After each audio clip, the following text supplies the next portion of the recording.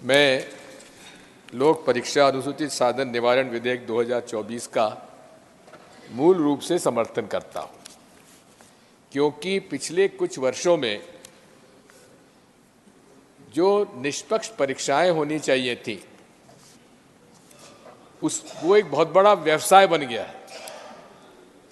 Paper leak, online examination के अंतर्गत छेड़छाड़ और यहां तक कि जो ऑनलाइन एग्जामिनेशन होता है, रिजल्ट आने के बाद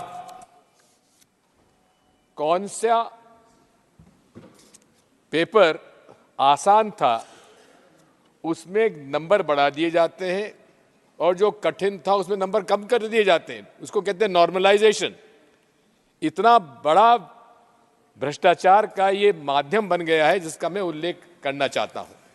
अवैधानिक रूप से पैसा लेकर भर्ती की, वे आज भी खुले घूम रहे हैं, वे आज भी जेल के बाहर हैं। मूल रूप से इसमें भ्रष्टाचार के खिलाफ कार्रवाई होना चाहिए। हम इस ऑनलाइन एग्जामिनेशन के कारण इतने हमारे पास कंप्यूटर्स वगैरह नहीं हैं लाखों में, जिसकी वजह से एक दिन एक क्वेश्चन पेपर का एग्जामिनेशन नहीं होता है।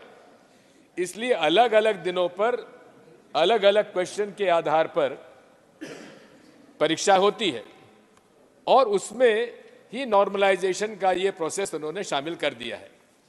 इसलिए ऑनलाइन परीक्षा एक बहुत बड़ा भ्रष्टाचार का कारण बन गई है, एक माध्यम बन गया है। और ऐसी कंपनीज इसमें शामिल हो गई हैं जो ब्लैकलिस्टेड होने के बाद भी दूसरे प्रांतों में जाकर वो अपना ठेका ले लेते हैं और खुलेआम व्यवसाय हो रहा है। मैं माननीय मंत्री से अनुरोध करना चाहता हूं कि जितनी परीक्षाएं हो, ये ऑनलाइन परीक्षाएं बंद करें, ऑफलाइन होना चाहिए, ऑब्जेक्टिव पेपर्स हो, एग्जामिनेशन हो और वहीं पर उसका जांच करके वहीं नतीजे उनको घोषित कर देना चाहिए। कि परीक्षा में घोटाला सिद्ध होने पर परीक्षा को निरस्त तत्काल किया जाए और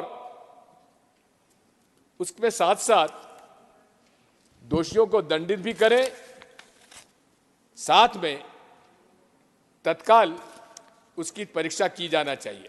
उदाहरण के लिए मध्य प्रदेश में 2018-19 की परीक्षा पब्लिक सर्विस कमीशन की हुई और वो विवादित हो गई क्योंकि परीक्षा पेपर आउट हो गया था। 5 साल तक उसमें आज तक कोई निर्णय नहीं हो पाया है।